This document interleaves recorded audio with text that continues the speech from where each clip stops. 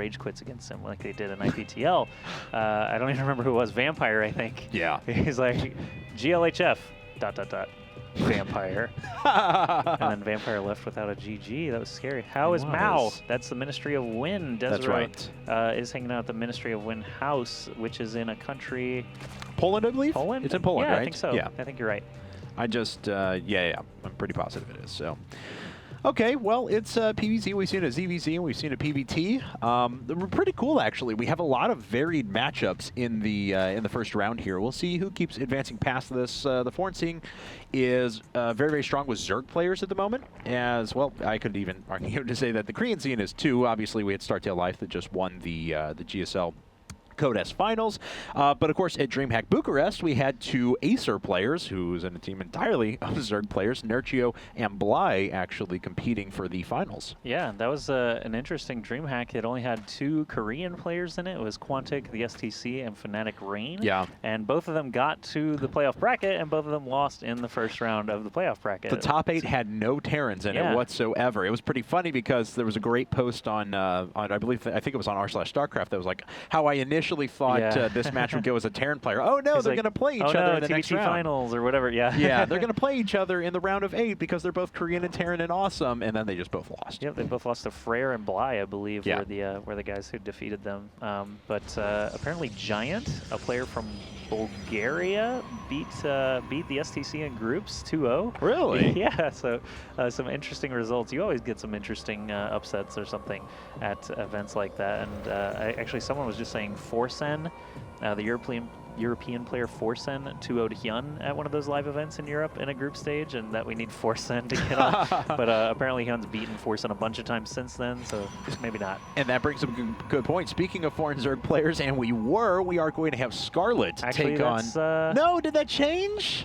Oh, but you're going to like the change. Oh, am I? Yeah. Oh, God, I actually don't know this. All right, so this is this is breaking news, everyone. So it's not going to be Scarlet that takes on Hyun in Fight Club. It's going to be... Oh, my goodness. I don't know if it's 100%. I know that Scarlet can't. Okay. So I know that, I'm sorry guys, I know you guys have already had a bunch of pages of discussion from yesterday's Fight Club about Scarlet versus Hyun. Unfortunately, I don't care. Tease it. We're doing it. I'm teasing. You got my interest peaked. I'll give it a 75% probability because, you know, Frank is the one who manages this, and he told me this morning, but I didn't grill him. Okay. You know, like, is this 100%? There's a guy, Startail Life, that actually was interested in playing for a long time, but I'm so happy. He's been busy preparing for GSL Code S, and now that he's won it, he's like, okay, go make another I need some money. $1,500, $1,600, I think it is now. So Life Yeah. Life is on the line. He's on the line. Again, 75% sure that he'll be playing. I don't want to just give you that 100% false hope. And Life destroyed Hyun actually in IPTL, so that's that could be very interesting. Okay, anyway, sorry, not gonna. Okay, well, you have my interest peaked. It looks like Startail Life versus TSL Hyun and Fight Club. 75% sure. Okay. Yeah. Anyway, taking a look at things though, Desrow, he decided. It looks like he's not going to go for that early +1 weapons. He's actually banking quite a bit of gas inevitably for a Stargate, which is coming up down to the bottom left-hand corner. When you see gas not coming up at about the 5:30 to 5:45 minute mark, and you haven't gotten +1, you know it's going to be some sort of tech. The question is just going to be what is it? So Stargate is going to be the order of the day. Yep, Stargate is usually effective against Zerg. You kind of tend to not see Void Rays anymore. Sometimes you'll see 4 Phoenixes. Sometimes you'll see 1 Phoenix get out there very quickly and try and pick off Overlords. Sometimes the player waits and gets a big group of Phoenixes to be able to just crush drone lines without too much fear of Spore Crawlers being finished. So we'll see which route Desrow wants to take with his Stargate play. And other times you'll see Phoenixes just kind of dart around, not ever actually try to pick off drones, but just supplement the ground forces with those graviton beams. So they can be really useful for lifting roaches in an early game. They can be useful to lift Hydralisks a little bit later on. And if there's enough of them, mutas really are not a great option to be able to battle back against those Phoenixes. So Void Ray is actually going to get out first for Desrow. So very curious to see how that's going to turn out. And of course, Sheth can see this because you can see what unit is being produced inside of the Stargate because there's a little hologram of it. And that is scumbag Void Ray right there. Pops out at the last second and KS is the sentry. Kill Stealer. If this was League of Legends, someone would rage quit. Yes, yes, they would. Right. Look at that. Sheth jumps in, does like 10 points of damage to a Zealot, but keeps all of the Zerglings alive. Just send them in one at a time. That was kind of cute. Top 3 control. Yes.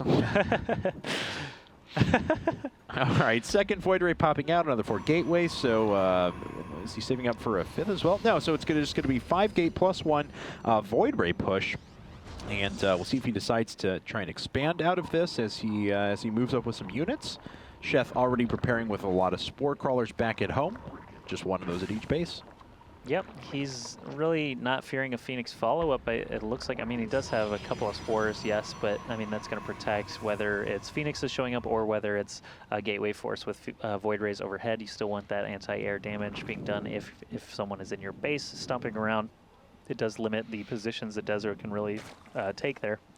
And at the moment, looks like 4 Spore Crawlers, 5 Spores, oh, 6. Okay, 6 total Crawlers for Sheth. He's building a bunch of Lings at the moment, doesn't really have any other units aside from those Queens and Zerglings. And Desrow actually going up to a 4th Void Ray. So he is just powering ahead with these. Yeah, I haven't seen that in a while.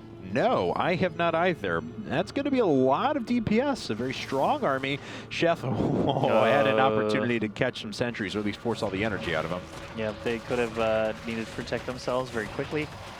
Would have forced out a lot of force fields, but he doesn't want to sacrifice those Lings, and now that Desrow's had some time to, get those Zealots out, it's going to be a lot harder for those Lings to even get in there to the sentries. He does force 4 force fields, which is not bad, but the 2 Zealots are going to kill quite a lot of Lings before Sheth is able to get out there. So traded a bunch of Lings for some sentry energy. Not the worst ever, but it's really not very effective either.